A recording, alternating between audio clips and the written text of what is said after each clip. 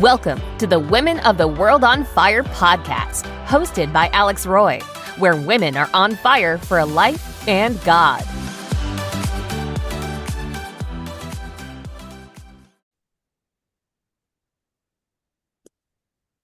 So, hello, listeners. Today we have special guest, Caesar Espinosa. He will be describing to us his season and how he has come this far. Thank you for joining me, Caesar. Thank you for having me. Awesome. So, tell me about yourself and what you're doing now. So I'm a first generation immigrant from Mexico City, Mexico. My family brought me here when I was 5 years old. And growing up, I always knew I was undocumented, knew that I didn't have status growing up. And so, unlike some people, there was always a family plan. There was always we had kitchen table conversations about it. And so, growing up, I knew that my status was different. And so I grew up here in Houston. Went to Cunningham Elementary, then Jane Long Middle School in the Gulfton area. And then I got accepted into a magnet school called the Daca High School for Health Professions, which is one of the top schools here in Houston. Now that's an important turning point in my life, because when I graduated from the Daca, I missed one question on my SAT, got a 1599 out of a 1600 on my excuse me. Yes, got a 1599 out of a 1600 on my SAT, was top 15% of my class. But because of my status, it was very difficult for me to get any sort of financial aid or any into some of these Ivy League schools. And so I ended up having to go to HCC and then transferred over to U of H, where I got my bachelor's in political science. And so from there, we began to advocate in a small group of students on the importance of access to higher education for immigrant students. And then what began as a small, tiny club of 10 students has now grown 17 years later into the largest immigrant-led civil rights organization in the state of Texas. Wow, that's really amazing, Caesar. I can totally relate to you because I too am a first generation immigrant. And I remember, not being able to qualify for scholarships like other individuals. And I could definitely relate to that. Tell me, what are you on fire about? What are you passionate about today? I'm passionate about doing community work. I think, specifically with the immigrant community, but just in community work in general, like letting people know their rights, putting resources into people's hands. It's sad that we have to even do that. We feel that some systems should be better to educate people, to empower people, to help people. But unfortunately, a lot of our systems don't work in our favor. And it takes organizations like Fiel and people like myself and other people that we're working on to be able to put resources into our community's hands. Another big thing that most activists, when they get to be my age, I'm almost 40, when we get to be my age, we start trying to curate the next generation of activists, trying to empower the newcomers so that way they can take flight whenever, we transition onto something else. That's really amazing. And, that's awesome that you're able to, pass on your wisdom to the upcoming generation. Even though, I'm almost 40 as well. I don't feel that old, but we've lived a long life, especially, if you're first generation immigrant, right? So, Correct. Yes, absolutely. Unless I always tell people that unless you were in our situation, you might not understand how this whole process has turned out. And it's not a bad thing. I know a lot of people that are very empathetic to our cause and things like that, but you know, simple things like I remember being a little boy and translating for my mom at the doctor or at the DMV or things like that. People, they will never understand the responsibilities that some of us had at a very young age. right, there's a lot of grit that comes with that, You are basically forced to kind of be an adult child, so to speak. Correct. And so you mentioned your mother. Is she the special person that has influenced your life, the special woman, you could say? I think there's been several women that have influenced my life, but I think one of them or the top one has been my mom. Growing up, she was college educated from Mexico. And so when one of the things that now as an adult I appreciate about my mom is that she didn't teach us to obey, but rather to think critically. We would have conversations about politics around the kitchen table, even at a young age. She would pose a question to us and she would tell us, what would you do in this situation? What do you think is fair to be done? And that helped us shape our political mindset, shaped us think critically, and shape really what our mission is. The second person is another person in my family, my sister. She is one of the strongest ladies in that I know. She is a Daca recipient, and she fights for her family every single day. And she is like, I don't want to say she's like a second mom to me, but she does take really good care of me. She when Daca was first happening, I remember that one I hadn't done my Daca, and it was already Daca started on August 15, 2012, and this was already October 2012, and I hadn't submitted my paperwork. And I remember her coming up to my desk and just putting my file on my desk. She's like, just sign and we'll send it. And I was really taken aback. And then the third person that's more recent has been my wife. One of the things I was actually talking to her about coming on here today, and I told her Yeah. that one of the things that people don't see, they see the leaders or the people that are spearheading efforts, right? Hmm. And they don't, people, they glamorize them, they admire them and things like that. But what people don't know is that people who are in positions of leadership, we have to have a support system, a root system under Exactly. us to be able to hold us up. And I told her, I told her, and I told her and I recognized to her that in the last couple of weeks since this new administration started, I come home every day and I vent to her and I tell her what happens. And she just sits there and listens patiently. But that's very therapeutic for me because what we do is very heavy. And so I thank her for being that person. And she takes really good care of me. I mean, even if it's like sending me coffee to the office or food or checking up on me, making sure that my water bottle is filled, like Yeah. she's just she's part of the team of people that surround me that keep me going. Yes, and the saying behind a great man, there's always a great woman, or in your case, multiple women, that have influenced you to get to where you are, not just where you are, but where you're going. And I firmly believe that you're still gonna move up farther in life, and this is Mhm. not the beginning. This is kind of like the middle, and this is kind of what I'm also focusing on, interviewing people that are going through the process, because the process defines you. It's not just where you go or how the ultimate place, right? So Absolutely.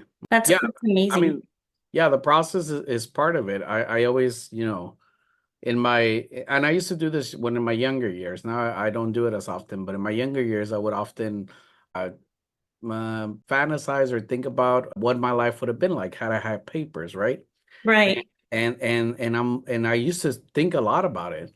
And I used to see, well, what could I have done? Maybe I could have gone to Cornell University. Maybe I would have ended up at Harvard or something, right? But I'm very happy with, as masochist as they may sound, I'm very happy with the way my life turned out because in our work, we've helped out thousands of people get to where they need to be and achieve their dreams. That is, I think that's the whole purpose of life, right? Like if you can touch one life, you're impacting not just one person, but like a generation of people. So that's incredible. Tell me, Caesar, what was the most difficult thing you had to overcome and how did you do it? I think the most difficult thing that I've had to overcome this far has been every time our community gets bad news, we do a lot of work with media, right? And so I think one of the as an affected person, as an immigrant myself, every time our community gets bad news or there's DACA gets stricken down by the Supreme Court or we lose a vote in the Congress that could change millions of people's lives, I take it personally and it hurts me and it hurts to see our community, my community, our community having to struggle through that. And one of the hardest things that I've had to do multiple times is, you know, be going through that process, be going through almost a mourning process of, man, I can't believe this just happened. And then 5 minutes later, you have a microphone in your face, and people are like, "What's your message to the community?" Right? And then you Right. have to almost kind of like put on a mask and say, well, we have to fight when inside you're hurting, you're deeply hurting, right? So I Mhm. think, one of the toughest moments that I remember calling my mentor who was still alive then and then calling my mom about it was when we missed the Dream Act vote in 2010. And I remember that moment very clearly because, I would have been a recipient of the Dream Act. I would have been, my life Mhm. could have changed at that moment.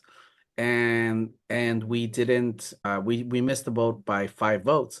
And the room was silent. There was people crying in silence. There was people sobbing. And I had to step out of the room and then come back into the room 5 minutes later to give a press conference. And I used those 5 minutes to call my mentor, who happened to be a woman, and then my mom. And then See all these women behind you. I love it. I told her, I was like, what do you think I should say? I asked my mom. And my mom said, just remember, she's like, you can say whatever you want to say. Just remember that you that you bring hope, Wow. and just just always remember that. And so as much as I was hurting, as much as the people around me were hurting, we had to get up in front of 20 cameras and say, we're gonna keep fighting. And sure enough, 2 years later, we were able to get Daca because we kept fighting. Wow, that is incredible, Caesar. Like something that I'm hearing from you is that you are being a voice to the voiceless, right? And you're really like cheering on for them and fighting for them, like you said. So tell Yeah. me, what was like Jesus or a God moment when you realize, God was there next to you, guiding you?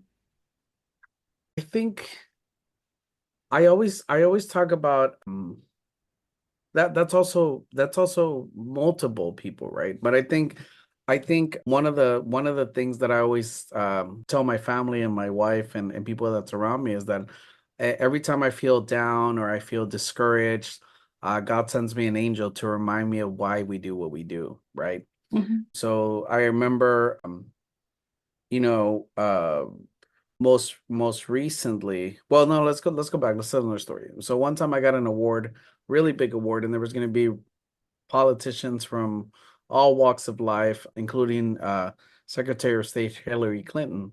Hmm. And I was so nervous because it was going to be a speech in front of 5,000 people in a very fancy place, a Wow. space that I'm not necessarily, I can talk at a rally of 10,000 people and I love it. But in Right. a space like that, it was a whole different vibe. And so I was very nervous. I didn't sleep the night before. I had to take an Uber to the place because I just didn't want to drive. I wanted to, nothing to go wrong. Hmm. And I get there, I see this huge room. It's beautifully lit. Like there's, the white tablecloths, and I get even more nervous. Hmm. And God sent me an angel. I go up to my table and there was a lady sitting there, her button-up shirt, her bow tie, all dressed in black. And she says, good morning, Mr. Espinosa. And I was like, good morning, how are you? And then uh, she was like, it's a pleasure to meet you. And I was like, no, the pleasure is mine. And I was like, is this my table? Yes. And then she was like, I wanted to say thank you. And I was like, for? And she says, because I've been wanting to meet you for a long time to tell you thank you for a very long time. And I was like, for what? She was like, number one, for everything that you do, but number two, because and I want to let you know that when they told me you were gonna be here, I volunteered to be your waiter, and we had to like discuss it among ourselves because other people wanted to be your waiter. And I told them my story, and they told me, well, you absolutely have to be his waiter because I just came back from my son's graduation from Harvard. And it was because of Fiel and because of the empowerment that you all do with students that you were able to get my son his first scholarship so he could go to college. And as a mom, I just wanted to thank you. And this is the only way I know how to thank you because this weekend, I just flew back from Boston from attending my son's graduation from Harvard, thanks to you. That is very touching. That is And like very humbling too. and at that moment, I know God had a hand in it, and I knew that. And at that moment, there was everybody else in the room, everything else, every worry, every nervousness just disappeared Mhm. because it was a reminder of why we do what we do. Wow. This is so refreshing. So refreshing to hear. I love it. You're doing a great job, Caesar. Thank you. And I think the final question is, what would you tell your younger self? I will tell my younger self, and I will tell younger people to be yourself, unequivocally be yourself, and do not waste energy or time in into trying to debunk the lies that people say about you, but rather let your work prove itself. So a lot of people, there's people out there that don't like me, there's people out there that think, people like me who are activists are just looking for cameras or we're making a ton of money. There's a lot of rumors out there, right? Mhm. And people sometimes express them to me or my family or my wife or anything like that. And I just say, let people believe what they want to believe. Our work that we're doing with this lady that I told you about, our work that we're doing with, the thousands of people we're reaching every day, every week, that'll prove what we actually do. So you don't have to prove yourself to nobody. Just let your spirit, just let your true self prove itself to the rest of the people. I love that. I love that because many times when we're younger, we feel like we have to prove ourselves, right? Or we have to show people like this is what I really can do. But I think the best thing to do is to stay true to yourself, right? And to keep going. I love it. Absolutely. You have any other last words for our listeners? It's just, we encourage people, for those people out there who may have friends or they themselves might have misconceptions of what the immigrant community are. The only thing I ask you is to talk to an affected person, talk to a real life immigrant who's living every single day just to make their lives a little bit better and your life a little bit better. And so don't go by what the national rhetoric says, don't go by what the media says. Talk to people, and it's through talking to people that you actually get to know who people really are, and there's nothing more fulfilling or more real than that. Thank you for so much for that, Caesar. Thank you for listening to Women of the World on Fire podcast by Alex Roy. Remember to follow us on social media